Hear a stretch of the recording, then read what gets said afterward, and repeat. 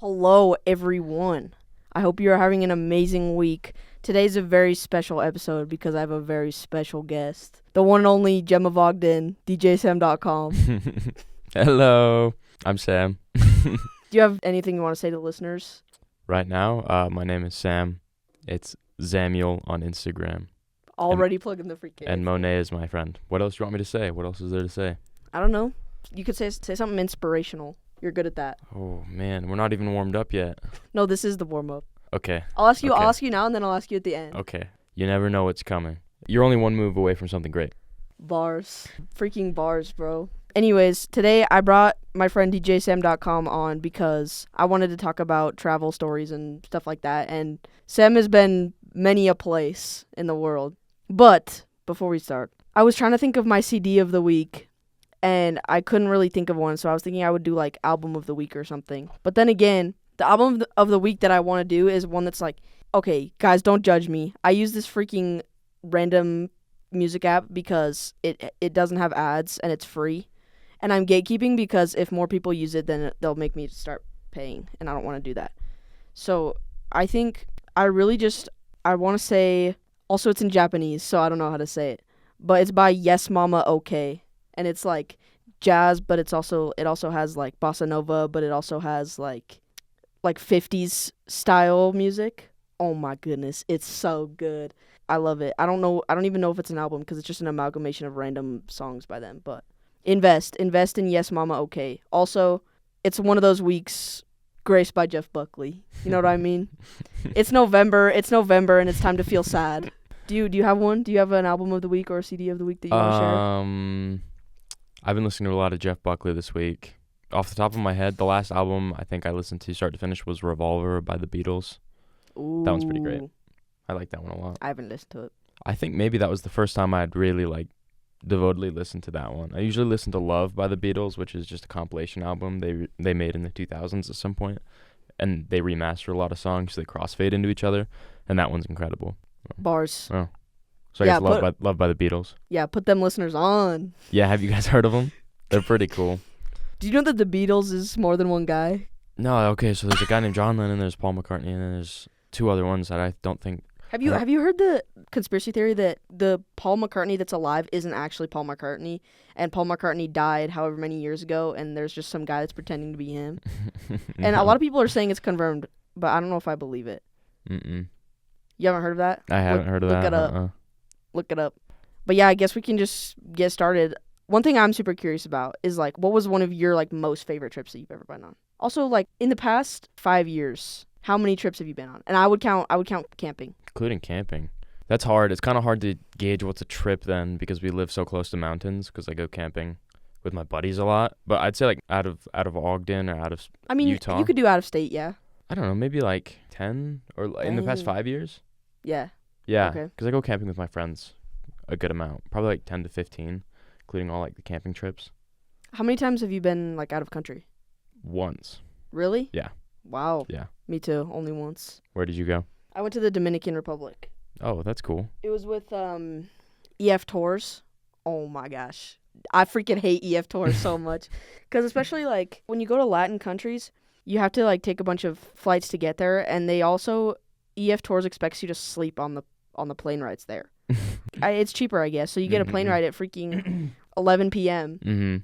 And you also have like 2 or 3 connecting flights. So there's like no accommodation for that night. No, yeah. and it's also just freaking, what's it called? Like economy or whatever. Mm-hmm. Just the basic flying, and it's impossible to like actually sleep on a plane. Yeah, I've never used a touring service. It would make me nervous. Like it's cool, and I think it's worth the money, I would say. But it's just like there's just so many aspects that they're like soft launching torture. It's just like, and like all these flights, it's like maximum like 6 hours between all of them. So you don't even if you were to sleep the whole time you were on these flights, you're not getting enough sleep. And then as soon as you land, your tour starts because it's like morning time in the country that you land in, and so they're like, all right guys, we need to go to the hotel. All right, come on, we got stuff to do. And you're like, bro, I have a crick in my neck and my feet hurt. I just got here. That is stressful.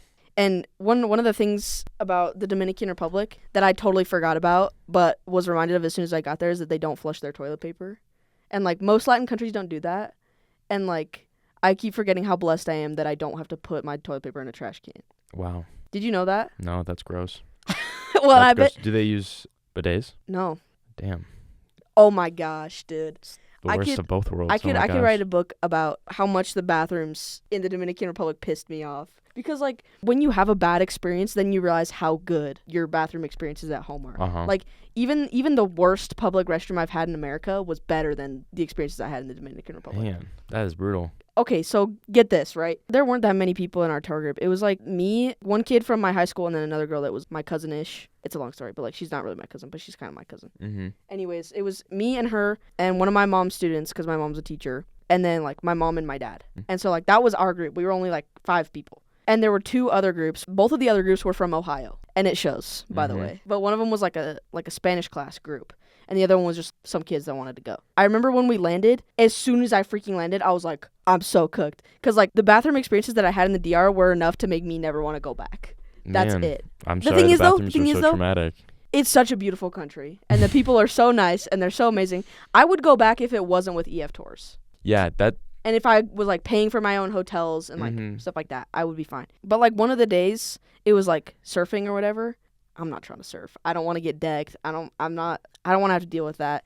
And so I was just on the side of the beach, and there was like this little cabana type thing, like, and they had smoothie type stuff, and there was like a really small bathroom. It was like a wooden box. I don't know how to explain it. You know that kind of wood that just, it looks like just a bunch of scraps of wood in a square? yeah. And it's like, it's what people make sheds out of. Like the super like particle board. yeah, like 1-inch Yeah. slabs of wood that are like really big. It was made out of that. Mm-hmm. And also the door to the bathroom didn't close. And also the doors to the stalls also didn't close. And the stalls are also made with this 1-inch wood or whatever. So I'm in the stall, and the door to the stall doesn't close, and the door to the bathroom doesn't close. So I can directly see out of the bathroom while I'm sitting on the toilet. And also the toilet didn't flush. Mm-hmm. There was no toilet paper in there. And also the sink didn't have, like, the water wasn't running out of the sink. And mind you, there's sand in my drawers too. And I'm just are like, your viewers big on like potty talk? I don't like, know. I think they're loving it. It's like 10 Well, minutes so far. I'm just saying, like, it was just like, That's brutal though. That sounds like rough. I mean, foreign bathrooms, it's probably like indicative of like deeper unspoken culture, just how bathrooms work. Because I think like the only specifically strange bathroom story I can remember when I was abroad is the very first hostel I slept in. The bathrooms were on the base level of this strange cozy building it was hostel accommodation. So there's a few group rooms, then you could rent out individual rooms. But the bathrooms were on the base floor, and there were 2 closets right next to each other. And you walked in, and as you opened the door just barely didn't touch the bowl. So like, oh, it was maybe like 4 feet by like 4 feet room or something like that. And so like the door just barely swing in. And so like, try to picture you open a door and you walk past it. Well, the toilet's right there. So you have to like crowd over the toilet and kind of like almost hug it. Gosh. And then you close it, and the light is like a long string. And so you click the string on and you use the bathroom. But because it's so small, there's no sink in there. And there is no sink dedicated. Wait, so the whole bathroom is like a closet with like a 4x4 closet? That's the whole bathroom? Yeah. Holy cow. There's a men's one and a woman's one. And so because it's so small, there's no sink. And so like you go out and there's like an empty hallway. And you're like, where am I supposed to wash my hands? And it's just, there's no signs. Like, it's just implied that after you use the bathroom, you will go walk like 40 feet and find the mess hall and go wash your hands in the kitchen. What? Yeah. Let's be honest. If no one's gonna do that. A lot. Yeah. I mean, these backpackers that are nasty and dirty. Yeah, and, backpackers like, of course, but like people. No, I'm staying saying there, they probably won't. Like, Yeah. you take a piss, like, yeah, like honor code, probably most people are going to be skipping it. That creeped me out a lot. But that's the only interesting bathroom story I have. Where was this? That was Chamonix, France. Dang. I really do think you're right that like it says a lot about the culture too. Mm-hmm. And I mean, like, you know, like I don't necessarily think that it's a really bad country because their bathrooms suck. You know what I mean? Yeah. It's just funny because like I remember while I was in there too, like some kid just like was in and out in like 5 minutes and just like didn't think anything of it. And I was like, whoa. And I was just like very humbled. I was very humbled by that experience because I'm like, dude, when I get home, I'm gonna be able to wash my hands in a sink that's in the same room, and I'm gonna be able to use soap. It is a good feeling. Yeah. Even when you're at home, it's important. I'm a bit of a germaphobe. Yeah. Well, and So. it's interesting because like using the restroom is something that every human has to do. Mm-hmm. And so when it's just like not optimized, you know what I mean? It's very interesting. Mm-hmm. You know? It feels like going to a restaurant and they have like one meal that you can order. You know what I Mhm. mean? Like it's a place that you're supposed to eat at. Why is it like messed up? Yeah. But yeah, like genuinely I did really love the Dominican Republic. And Seems I think cool. that It'd be really cool to travel there. yeah, I think leaving the country is something that everyone should do, at least at some point in their life. Especially like a Latin country too, because I feel like you could definitely learn a lot from Europe, but I feel like Latin America is so much more different than the US Mm-hmm. in so many more ways. And so like I feel like everyone should visit Latin America at some point. What was interesting about the Dominican Republic, we like kind of like we had this huge bus. Like you know the SpongeBob meme where they're all in the bus and it's Mhm. like crystal clear. Mm-hmm. That's that's literally the bus that we were riding, and it's a bus full of a bunch of white teenagers too. Uh-huh. And everyone in the Dominican Republic, they're all just like they all look so different because everyone's a mix of Black, Asian. Why can't I think of the other ones? They're all everything. Like everyone's everything there, Sure. and so like Mhm. there's no like one person that looks like a Dominican person because it's just like they're all have so many different ethnicities, and so but most of the people there aren't like super super white. And it was funny because like we're in this fishbowl of a bus, Mhm. and like people just walk by and just like stare at our bus as we drive past, and I thought it was really funny because they would stare at us like a little kid at like watching a movie, Mhm. and then we would like wave at them, and then they would like smile and wave at us, Mhm. and it was just really funny. And the same thing happened like on the street, like they would just like stare at us as we walk past, because also we're tourists too, Mhm. and so I don't blame them. They would look at us like super scary like, and then we wave at them, we would say hola, ¿cómo estás? Mhm. And then they would like wave and like talk to us, and it was just really interesting. That's cool. And the Dominican Republic is like a super touristy place too, to the point where they literally have policemen for tourists who like Oh. Uh-huh. who like protect the tourists specifically. Oh, interesting. I can't remember what they were called, but like they would have like specific vests and kind of stuff too. And like if we were trying to cross the street, they would like stand in the middle of the street. Oh, us to cross. Japan kind of has the opposite of that. Really? Yeah, I don't know if they don't have like a mobilized police force, but they have like rules and laws mandating where tourists can't go to preserve culture, because otherwise people will just like disrespect it. And then a lot of like their nightlife, like that's like culturally important, like they just don't let tourists even watch, like Yeah. a lot of like kimono dancing, stuff like that, just because it's like pretty sacred and important to them. Like they just don't let it get spoiled, so like they'll have security and laws in place so people can't go Mhm. check them out. Yeah, because there's a lot of places in Japan that even if you're not from Japan, you can't go there. Mm-hmm. And I think that makes a lot of sense, just to like Yeah. keep the sacredness of their temples and stuff like that. Yeah, I get it. Out of like all the places you've ever been, like where was your favorite? Like including like your Europe backpacking and stuff. It's pretty hard. Like when I was in Europe, I was hiking the Tour de Mont Blanc, and the Mont Blanc is just one famous mountain range in the Swiss Alps, and so like that all how beautiful it is. It all does kind of all like blend together at a certain point, and it like I would say probably like there was like one town in Switzerland. I think its name was like Lafouille, and it had like one pink church, and like I like Ooh. walked in. I like that's like part of it was like one of the things I was most excited for.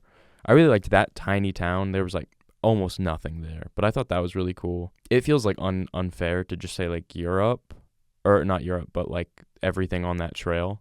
But yeah, a lot of like the Swiss Alps are probably the coolest place I've been. But I really have liked Glacier National Park. Ooh. Have you ever been there? Mm-mm. It's I want to, beautiful. though. It's so cool. Like one of my administrators from high school told us about it when we were in juniors, and they were like, "You have to go because it's melting every year more and more. Like it's just getting destroyed." Oh yeah. And so like you can see progressive glacial melt, and it's just become exponential over the past few decades. And so he kind of told us, he was like, "There's a timer on it. Like you need to go." And we made a priority like a few years ago. Me and my buddies went, and that's like I think about that place a lot. Glacier is really really beautiful. Montana is insane. That's glaciers in Montana. Mm-hmm. It's in Montana, and then it borders like that whole area, that beautiful area borders with Canada, and so it continues into a place called Banff, Yes. and that's Canada. Oh my gosh. And so I want to go to Banff. I want to so go to bad. Banff really bad, and so it's very like I think Banff, people say it's more beautiful. I think it's like bigger, but Banff is very similar to Glacier in that way. So I think like yeah, those are probably my favorites. I decided I wanted to go to Banff after like one reel where I saw how like someone was kayaking on a lake in Mhm. Banff, and it was like it had those glacier crystals that were like spikes. Oh, uh-huh. And yeah. like the whole lake is just like top layer is just like spikes. Uh-huh. And I was like, oh my gosh, that is so cool. It's unreal. It's pretty cool. Yeah, I really like Glacier. How many national parks have you been to, like in the U.S.? Not that many. I think I've been to Arches, Glacier, Tetons, Yellowstone. That might be it. Like maybe I'm missing out on like Bryce or something like that, Nick Canyon lands. But like haven't been to that many. I really, really want to go to Yosemite. Ooh, But yeah. besides that, I don't really have any on my radar right now. I guess I want to go to Banff really bad. But What those about are my like main ones. Redwoods?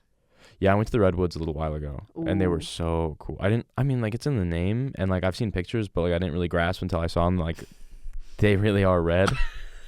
Like, it's in the name, and it sounds silly, but I was like, oh, like, damn, that is a red tree, and it's just so cool.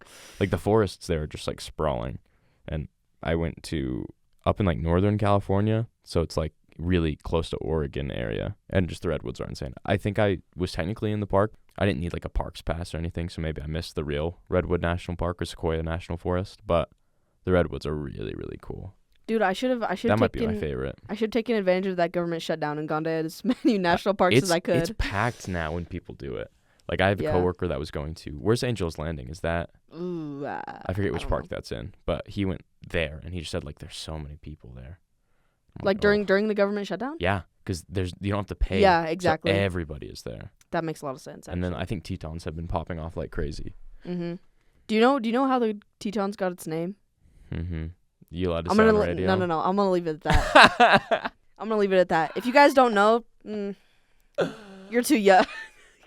There's no way that's real. No, There's no way that's real. Come on. Like, if you look at like history, and you look at men, but like, why would French explorers be naming our national parks? I don't know. Like, that doesn't make sense. Why do you think all the whiteys that came here named every city? Well, it's because then they colonized it. The French people didn't colonize America. I don't know. Maybe, I don't know. Maybe they were French. Maybe there were some French colonizers. I don't know. I wasn't there. And it's been a long time since I was there. So, like, I don't. Yeah, it could be anything, but I wish I need to go to more national parks. I've been to like Arches but I was like a baby. So yeah. I don't remember that, obviously. Mm-hmm. I went to Bryce Canyon, I think, a few years ago. But to be honest, I don't know why. I just can't really remember it that well. I know I took some pictures there, but like I can't remember. I did go to. Have you ever been to Vernal? No. Vernal, Utah. It's a very interesting little place because they call it like the dinosaur capital of the world. Okay, yeah. Or maybe, Yeah. I think it is the world. Mm-hmm. It was really cool. Like I went there with my parents, and there was just like a ton of dinosaur related stuff there. And one of the museum things, it's literally just like a building where you walk in, and the whole wall is just like dirt, and there's like tons of fossils just like on this one small chunk. It was really cool to see. And they also just have a bunch of really cool scenic drives that you can go on that's just like full of like cliffs, and there's like a river over there too. It's super sick. I really like Vernal, but I feel like it's also just like a random spot that like I had never heard of Vernal before my parents were like, well, and the thing is, my dad's like a hardcore mountain biker, and he was like, I want to go to Vernal. They have a lot of good trails. That's cool. Oh my gosh. I just remembered. One of the craziest things that happened to me in the Dominican Republic, I got 2nd-degree sunburns. That equator heat, dude. Oh my gosh. It's brutal. And cuz like there's like this small island. I don't remember what part of the Dominican Republic it's by. But like there's a small island that's like maybe an acre of land.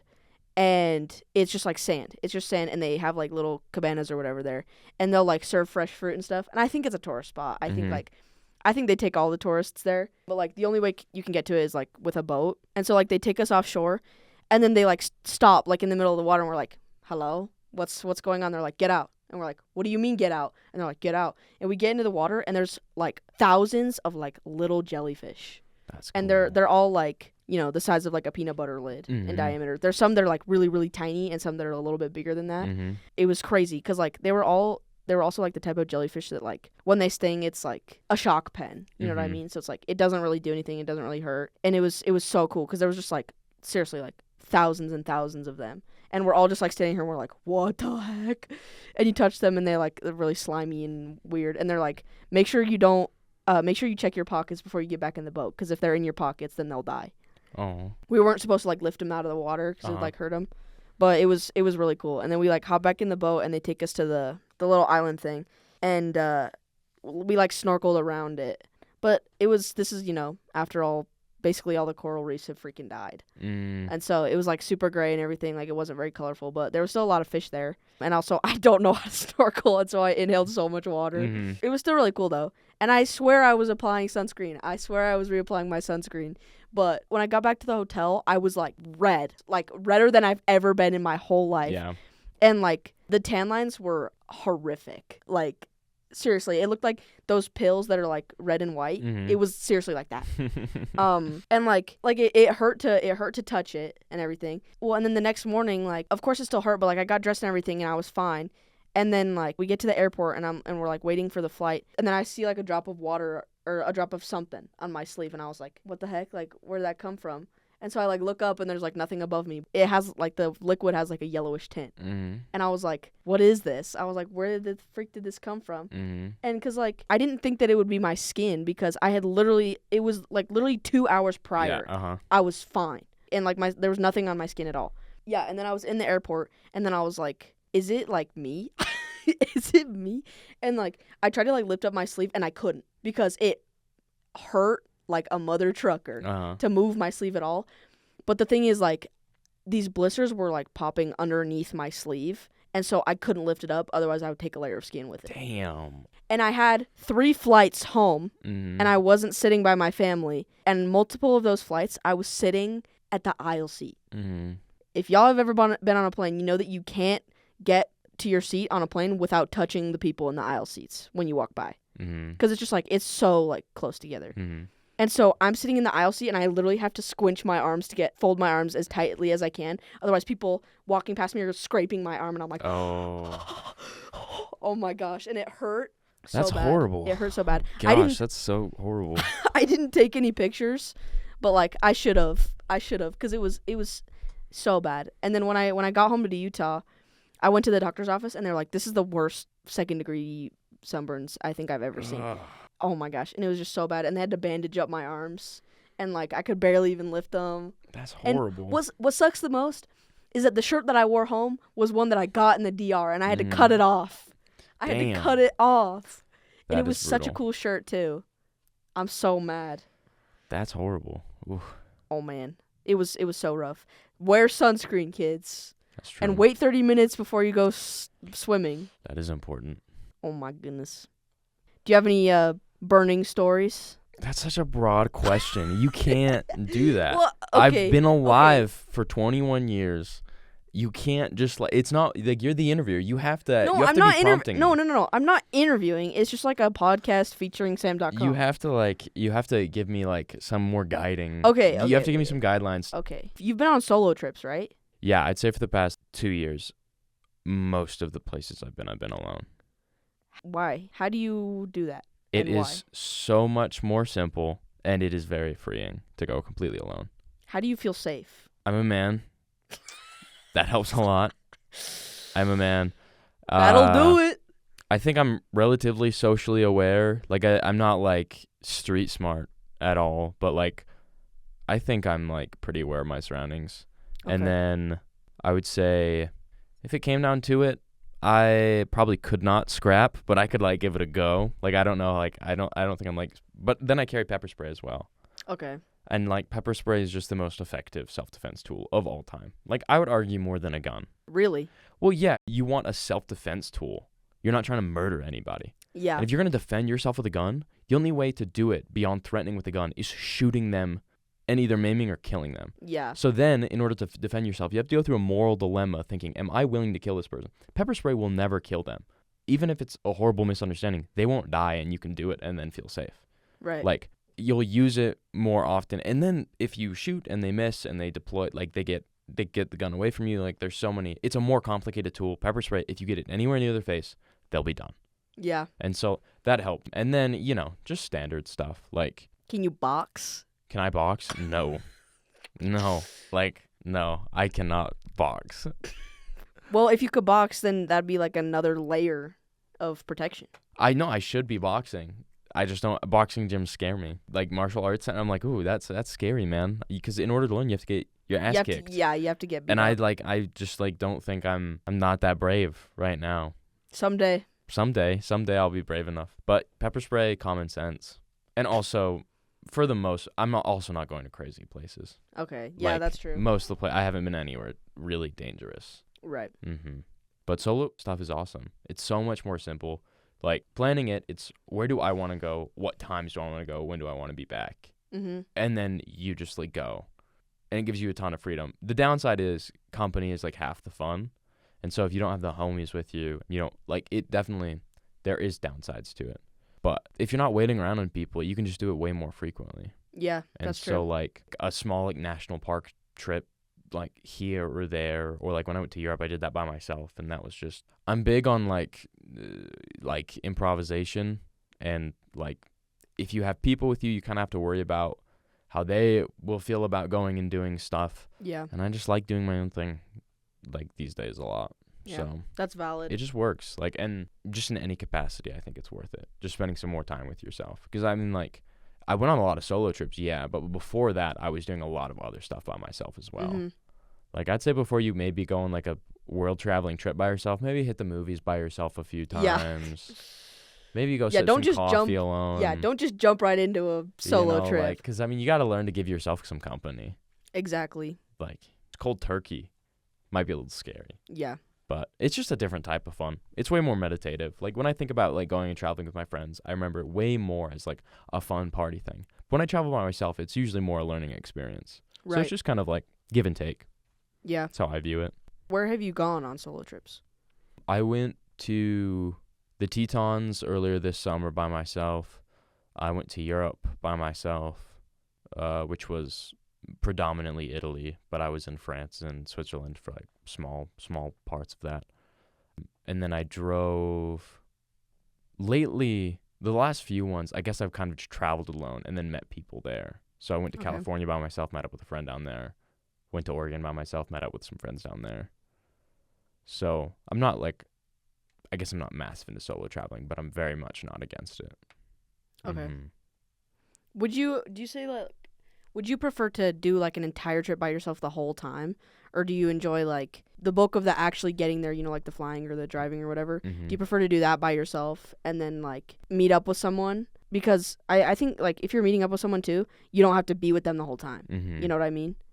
I definitely think traveling with people is 3 times better. Traveling alone sucks.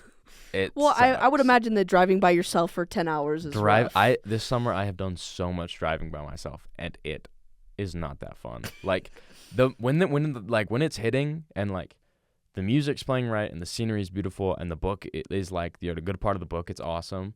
But like driving back at like 2 a.m, like barely staying Oh. awake, raining. I was driving back from California and driving through the salt flats. It's dark, you can't see anything. Lightning strikes and you can see lightning from all angles because it's flat Oh my forever. gosh. And like crazy wet road, like slightly hydroplaning, like so scary. And I'm so my exhausted. gosh. Like traveling alone is so lame. Yeah. I would say driving alone. Planes, I think I still like the novelty of planes. They're fun. Yeah. I still enjoy trains and buses. Driving in the States by yourself is pretty brutal. Yeah.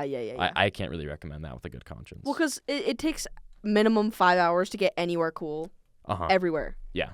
And also basically every road that it does take for 5 hours for you to get somewhere, it's always just like nothing. Yeah. Especially in Utah, like every time you drive somewhere for 5 hours, it's just like you have all the mountains and then there's just like 3.5 hours of just like nothing. Mhm. Nothing for miles and miles and miles.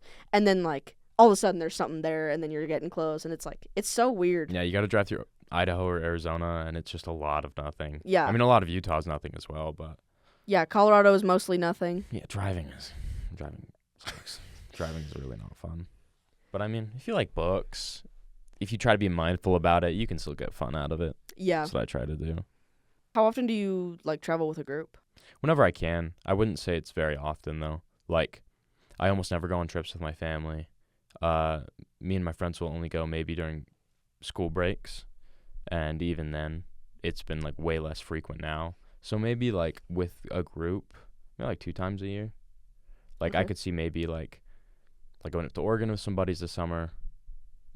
And like then go camping again with like a little weekend send or something like that. But I don't travel like massively these days. Just small jaunts here and there, whether that's alone or with a group. How do you afford all that? I work very hard at my job, which is a very hard job, and I save almost all of my money. Dang. It's as simple as that. Like, I really don't. On that grind. Yeah, kind of, yeah. Not to brag, yeah, I'm kind of on that grind. Just like, I just try not to spend money on anything that like I don't need, and then I think experiences are way more fun to spend money on. So then I'm cool with spending it on that. Yeah, you're so right. Mm-hmm. Because you can spend money on a car and a house and stuff later. Yeah. Well, but will you though? in this Who knows? in this economy, Who I don't knows? know anymore. Yeah, I could be spending that money on a shack a few years from now for my family. So like a Home Depot shed that I can put in my parents' backyard. Yeah, that wouldn't be too bad. Mm-hmm. Yeah. I mean, I might. That might be The what I do. the world is your oyster. It is. It so is. But yeah, I think I just have like really frugal spending habits, probably bordering on like a little unhealthy. But then I kind of am cool with spending it on traveling. So that's kind of how I afford it. Yeah, I mean that makes a lot of sense. Earlier this year, like on my birthday, I did a day trip with my friend, and we road tripped from here to, I can't remember what it was called, but like some waterfall in Idaho, Mm-hmm. and it was one that you can't get to just by driving and walking. You have to you have to like kayak to get there. Oh, cool. Uh-huh. However, I didn't have a kayak. Uh-huh. It was middle of March, and it was also snowing. Uh-huh. Oh, also, the whole time I was driving, this was like 4-hour drive, it was snowing the whole way there, and like foggy snow. I couldn't really see much. Oh my gosh, it was so it was so scary because like I've driven in snow because I live in Utah, but it was never for like hours at a time, not knowing where I'm going, like not Yeah. knowing the way. And so like I'm not gonna lie, I'm a little surprised that I got there unscathed. But there was like a parking lot like at the top, and I'm like, I can hear the waterfall. Where is it? Mm-hmm. And so like we walk down the side of this road, and like we kind of like look over the side of the cliff, and I can like see it. And I'm like, how do we get there? And so like we walk down a little bit further where the side of the cliff is like 4 feet. And also the ground is covered in snow. And so I was just like, you know what? YOLO. I was wearing these corduroy pants Mhm. and these Doc Martens when this happened. Mm-hmm. And I literally just like I walked down the side of the snow and like held onto trees to get down. And it was also just like a huge like river kind of. And there's like a small space between the river and like another just like portion full of like rocks and stuff to walk on. And so like I had to parkour to get over there, and then me and my friend walk along the side of these pebbles like that are covered in snow. And then like we can kind of see the waterfall like on the other side of these just trees. And also to get over there was like 3 feet of snow. Like actually, okay, that's an exaggeration, but it was like almost waist deep Mhm. snow. And the trees also don't have leaves on them, and so they're just like barren and like scratchy. Mm-hmm. And I was like, I need to get over there. I have to get over there. And so we're just like trudging through these boneless trees. Some of them are like touching me, like some of them are grabbing my hat, some of them are Mhm. like trying to pick at my clothes, and I'm like, oh my gosh, keep your hands to yourself. And I'm like walking through these trees, and it's like at least like 10 feet of trees. Uh-huh. It's like it might even be more than that. And so I'm just like trying to figure out ways that I can get through it. And then like I finally come out and I can see the waterfall, and I had to like parkour again just like to get in front of it. But it was so worth it. It was so cool and quite the adventure. Mhm. And like my pants were like soaked all the way up to my knees, and my pants were like, my shoes were soaked, my socks were soaked. And I had my film camera on me too. And I think I had my small digital camera on me too. And I'm just like the guy from Tarzan with the knife. Like I felt like that even though I didn't have Mhm. the knife. Like trying to trek through these super dense trees. Mhm. Yeah, and then we had to walk all the way back, which was arguably harder. Mm-hmm. But it was so sick, and it was just like gently snowing. It wasn't like blizzardy at all. It was just like, quiet like Christmas morning kind of Uh-huh. snow, like the good kind. Mm-hmm. And I could tell that like no one ever really gets to see this waterfall. You can't really see it from anywhere. Like even if you were on the other side, it's just too far away to see it. Mm-hmm. It was so sick, and I got some good pictures. Right after that, we drove to Lava Hot Springs, and Lava Hot Springs in the snow is the freaking best. The best time to go to Lava Hot Springs is when it's snowing just a little bit, Mm-hmm. because it's like the air is cold enough that like it doesn't feel too hot for a lot of it, Mm-hmm. and it was so amazing. And then we drove home, and I was home before bed. There you go. It was quite the That is adventure. cool. It was so sick. I'll also say, like, when I travel, like, it's not just like I work a bunch and then just like go. It's like we travel very frugally whenever we go. Like every single thing I told you about, I was sleeping in my car. Really? Yeah, like if not, I was camping. How do you sleep in your car? It doesn't look sleepable at all. Yeah, it's barely sleepable. It is barely sleepable. Like the seats go down flat, and so if you sleep diagonally and kind of curl up. But it's like in Oregon, I was sleeping in my car in camping, and it's like if me and my friends go camping, we are buying grocery store food at Winco, and then sleeping outside on BLM land like every single night. Like not even in a tent? We'll get a tent. Yeah, okay, no, we do have a tent. But like no Airbnbs. We really don't go to restaurants really that much. Like we travel super frugally and super light. And I would say that contributes a lot to it as well. Like eat really cheap food, sleep in kind of slightly worse conditions. But that's like a big contributor, I think. That makes it like way more justifiable. Because if you go to like St. George for a weekend, you can go like camp there for like 3 days, go find some like BLM land, do some hiking and stuff. If you like the gas money to get there and back, if you split it between 3 people, you could probably do it for like a little over $100. And like it's not too bad considering the yield from it. You get some fun memories. Like I'd say that's like probably the most important part is just frugal traveling. Yeah, I think like getting an Airbnb or like a hotel, especially on like a road trip, as a college student, it's super unrealistic. Yeah, if you're a family, that's what you do if you got kids. But it's like, dude, if any of my friends were like insistent on getting a hotel room more than one night, I'd be like, what are you doing? Yeah. Like, I don't know. You sleep in the car. I don't know. That's what works for me, at least. We're fortunate enough that we're kind of fine roughing it. It's Boy Scout stuff. Roughing and toughing it. Just roughing and toughing it. Just Boy Scout habits, you know. How many times have you gone to Oregon, like for camping or whatever? I've been to Oregon twice. The first time I was there for like one afternoon, and then we drove through it. So we hung out at the beach for like one day maybe, and then we went to Washington, and then actually going to specifically be in Oregon once. That was the summer. If there was like one specific person that you want to travel with or you would go somewhere with, who would it be? And it could be like anyone alive, dead or alive. Dead or alive? That's such a fun question. If it had to be someone I knew, it'd be between my 2 best friends, Rhett and Dallin. They're both scrappy dudes that I've done everything with. But dead or alive, probably like, it's not that exciting of an answer, but like Robert Irwin or Steve Irwin. Robert is his son. Steve Irwin would be so cool. Yeah. Do you have any exciting answers for that? I don't know. If I had to choose, it would probably be like a rich person, to be honest. Or like, I don't know. Steve Irwin would be really cool. Rest in peace. Maybe Jesus. If it can be anyone, yeah, probably Jesus. If I had I'm not even that Christian. I just want that'd be cool to meet him. He's probably my favorite religious figure. Who's your top 5 favorite religious figures? Christ, the Buddha, the Dalai Lama. Oh, period. Shout out Dalai Lama, 7 Years in Tibet. Have you guys ever seen 7 Years in Tibet? No. With what the heck is his name? It's not Leonardo DiCaprio. I don't know. Wait, it might be Leonardo DiCaprio actually. But the Dalai Lama is in. I don't know if it's the real one, but like someone acts as the Dalai Lama, and he's like 10. That's an interesting one. And then I don't know the names of any of the Hindu ones, but if I did, they'd probably podium. They'd probably be up there. Ra's Egyptian, no? I don't know. Yeah, I think Ra is the Egyptian god of sun. I guess Anubis is cool. Muhammad. Yeah, I'd say the Muhammad's probably up there. There's probably top 5. I don't know that many. Probably top 5. Probably top 5. What about Zeus? Is Zeus a religious figure or just a Greek? I feel like, is Zeus Greek? I thought it was Norse. Zeus is Greek? Is it a Greek god? Is he also a Norse god? Probably. I don't know too much about mythology. I don't know how much of mythology is based in religion. I'm sure at some point. Me neither. I wouldn't know. But I'd probably go camping with Jesus. It'd be cool. Good answer. It'd be cool. Good answer. It would be cool. Good answer. I hope it's up there, Steve. That was a Family Feud reference. Oh. I thought you made a call back to the Steve Irwin thing. I wasn't connecting it. No.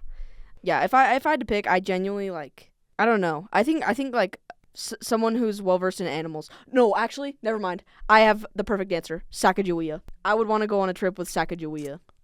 Explain that a little bit. Because she went across the country with Lewis and Clark, right? Uh-huh. And she was like naming the plants and stuff, and she also was like really good at knowing what plants do Mm-hmm. and like their benefits and things like that. I feel like that would be dope. I Valid. feel like that That's would a pretty good answer.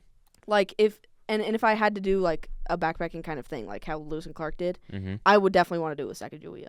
How did they communicate? Did she speak English? I don't know. Honestly, I'd be surprised if she did. But there could have been like some other people that would like translate. True. But I don't know. I think it would be cool to learn stuff like that. Yeah. From her. Mm-hmm. Like a holistic guide. Yes. Yeah, teaching you the lay of the land, Yes. how things work. That would be cool. It's a good answer as well. What about like one place that you desperately want to go to in your lifetime? Favorite like dream vacation? I really want to go to Vietnam. There's Ooh. like it's called the Ji Hang Loop, and it's like a motorcycle loop, and you spend like 4 or 5 days riding it, like bikepacking, and you ride Dude, mopeds and motorcycles on it. I really want to go do that. that's so cool. Yeah, I really, really want to do that. And then I just there's so much of the world I just like I'm not even clued in on. Like Mhm. I'm sure there's parts of the Middle East I really want to go to. Like my list is just like not thoroughly developed just because there's so many places I want to go. I really want to see Petra. Where's that? It's in Jordan. It's like I think it's in like an Indiana Jones movie, but it looks like a temple that's like carved into the side of a wall. Like you've probably seen a Ooh. picture of it before. Maybe. Uh, That sounds pretty cool. but like seeing Petra would be cool. What about you? Is there anywhere you want to go? I think for a really long time I've always wanted to go to Iceland Okay. because it's similar to Yellowstone in the sense that it just has so many different geologic features in one spot, and it also has like Aurora Borealis, which would be so sick. yeah. And it's got like mountains, and I don't know if this is still true, but like I heard from like a weird but true book that I had in like 6th grade. I'm pretty sure Iceland doesn't have mosquitoes, which would be so awesome for sleeping under the stars. Oh, that's true. That would be really cool. And I bet like the stars up there are so good too. Yeah. That's a good answer. That would be really, really cool.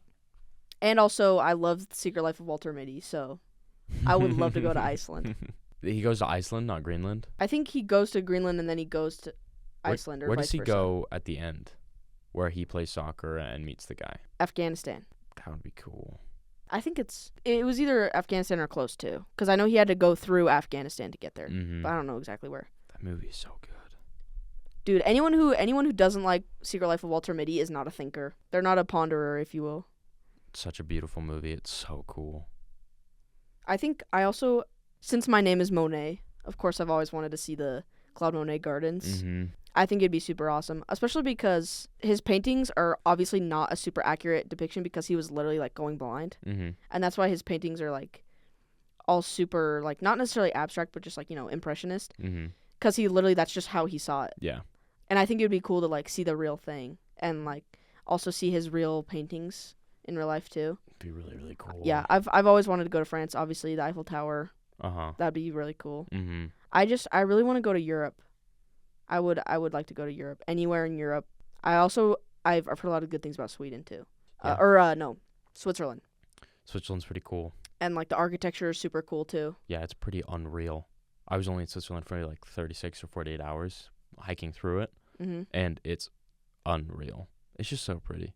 It is, all of the stereotypes are true. Like, it is very expensive and it is very beautiful, but it's cool. Like, Reasonably so, honestly. reasonably so. If you can have a Swiss bank that runs the world and you have the most beautiful country on the planet, Yeah, fair. do what you want, I guess. Do you wanna tell us about the Angel Gabriel? Oh, sure. The main solo trip that I went on, where I hiked the Tour de Mont Blanc, I stayed in Europe for another like 2 weeks after that.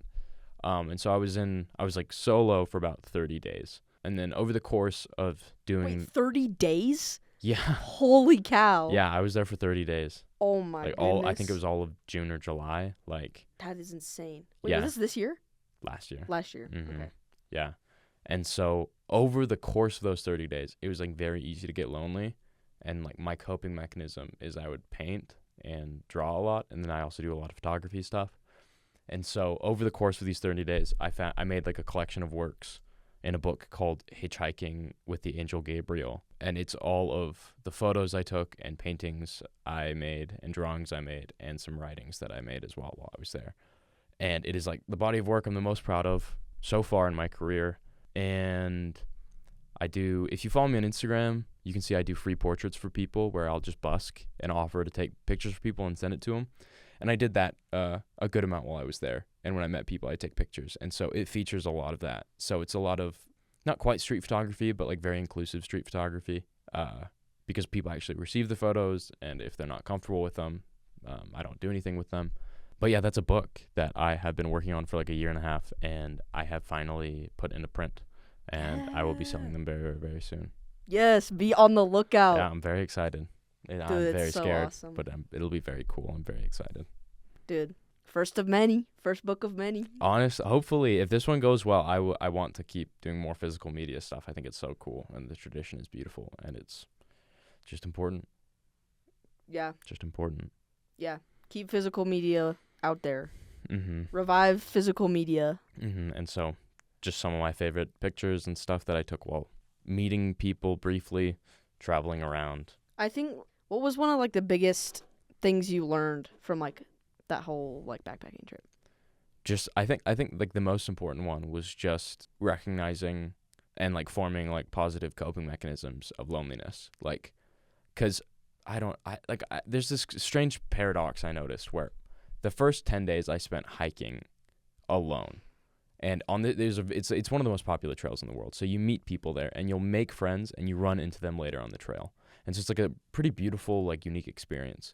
But that like primed me. So I had been like meeting people and they were all hikers, and hikers are usually really nice.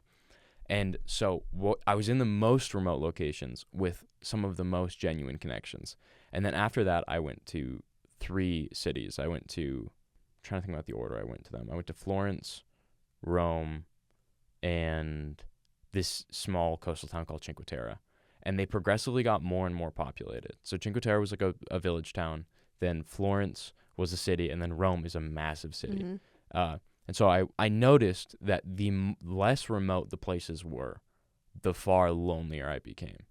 So like seeing people here and there, like camping, hiking, I was not very alone because I was talking to people, even if they weren't necessarily super meaningful and I wasn't getting their names down, I was talking to people a lot. And then I went to Cinque Terre, and I met some people from my hostel that were really, really cool to me, and I hung out with them. And then I met some people in the city. And then I went to Florence, and then I kind of stayed at some party hostels. And then you have so many people around, a lot of young people. They're all there to party. I didn't really recognize how big the party culture is in Europe and the nightlife is in Europe. But it was in those cities that I was super lonely. There are so many people, and maybe it's like a decision paralysis. There's so many people that like maybe you don't feel like a need to talk to any of them because there's so many of them. But it was so much harder to get connections in all of those. Mm-hmm. And then in those cities is where I was painting the most. And so like I recognized that when I was like alone in like a city, like if I didn't have like a notebook with me or anything, like I would be very bummed. But if I did, I'd be pretty happy. And so I guess recognizing that nature of like that positive coping mechanism has encouraged me to keep it up and keep forming art when I'm feeling bummed or lonely or whatever. But that's probably like the biggest lesson. And I don't know I completely understand it yet because there's more people. You should feel more attuned and you should feel less lonely. But like that's just not how it was for me. Yeah. Mm-hmm. And so that kind of strange lesson to think about. Probably one of the more important things I learned. Yeah. I talked about that a little bit on my last episode. Like when you're in a bigger group of people, it doesn't make as much sense for you to feel so lonely. Mm-hmm. But like when there's less people, I guess it's easier to not worry as much just because I don't know. You don't really have to prove yourself as much when there's less people. And it's also when there's less people, it's easier to pick someone to talk to, like you said. It's strange. It's like weird phenomenon. It's so weird. That's one of the worst parts about being human, I would say.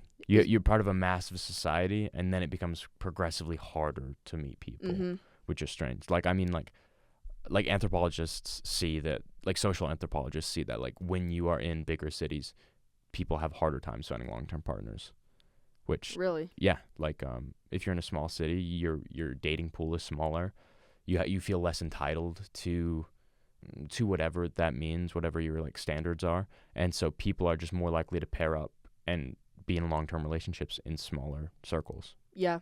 as far as cities goes. So I think a lot of, and then I think that's just magnified now because of social media. Because now your neck of the woods is just massive from your phone, and it gives you this like false idea of what's out there. Yeah. You would think that social media would make the world feel bigger, but it doesn't.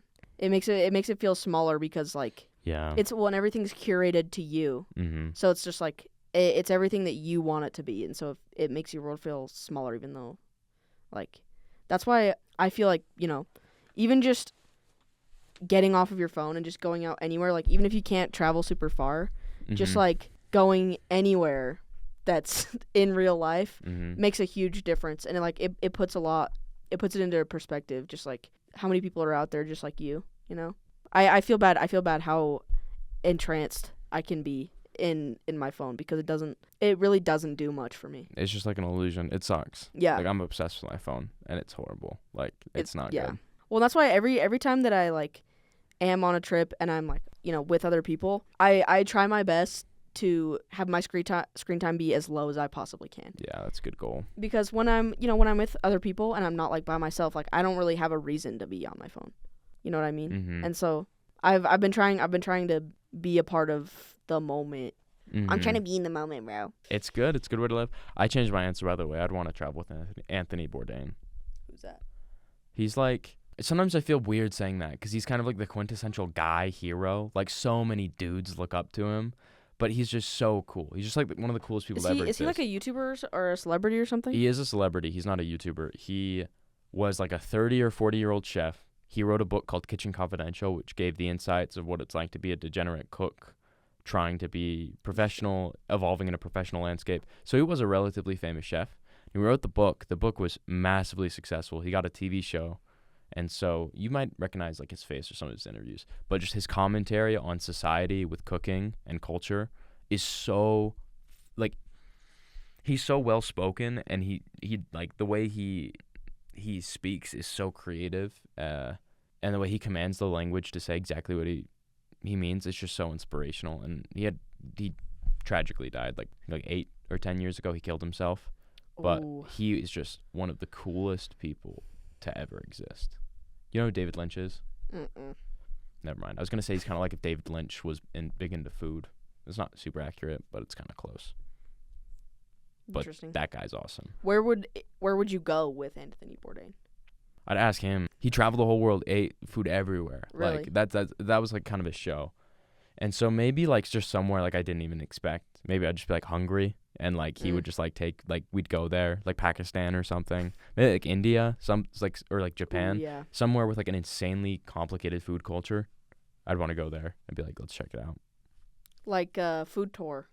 Yeah, I guess like a food Guess tour. not. Yeah, Maybe I guess not, like a food tour. I've never really heard of a food tour. Well, I don't know, like, cause some people like sometimes people travel for the food. You know what I mean? Oh yeah.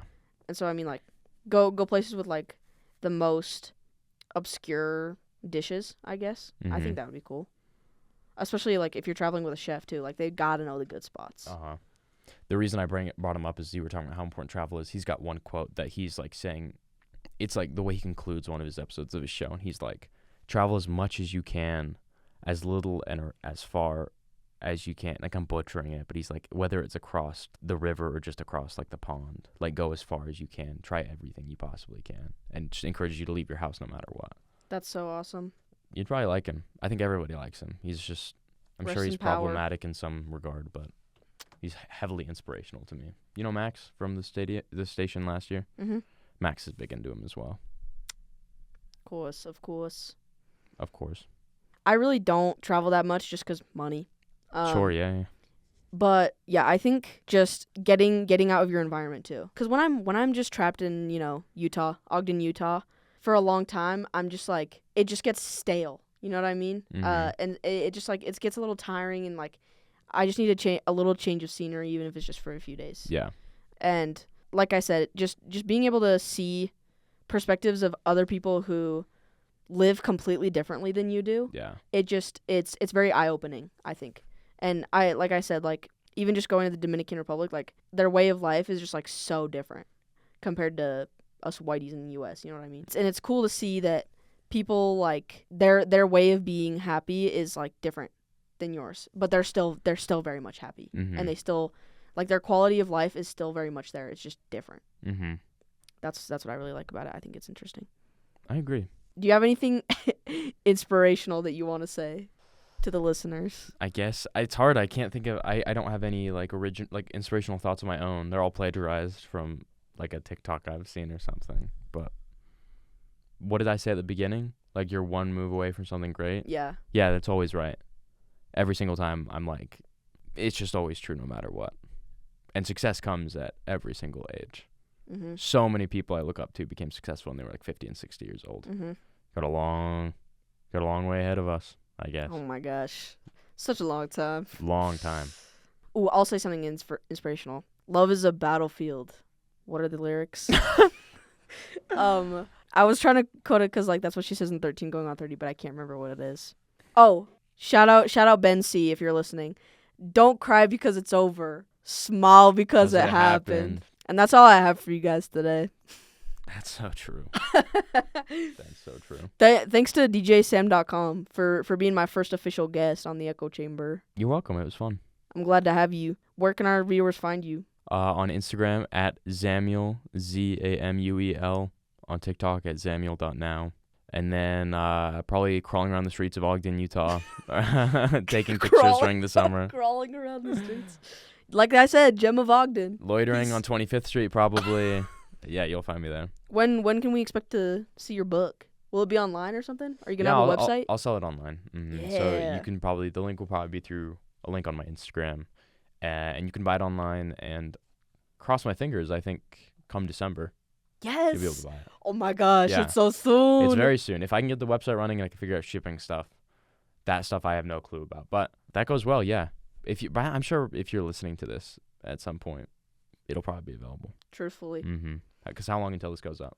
Like a week and a half, probably.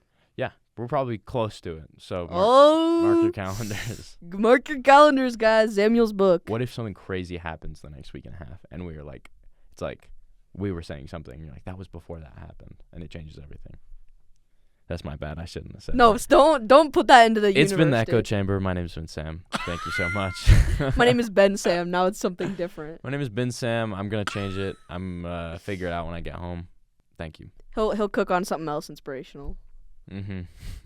Thanks, guys. Have a great rest of your whatever. If it's the end of the week, have a good tomorrow. Have a good tomorrow, guys. Thanks for listening. Peace.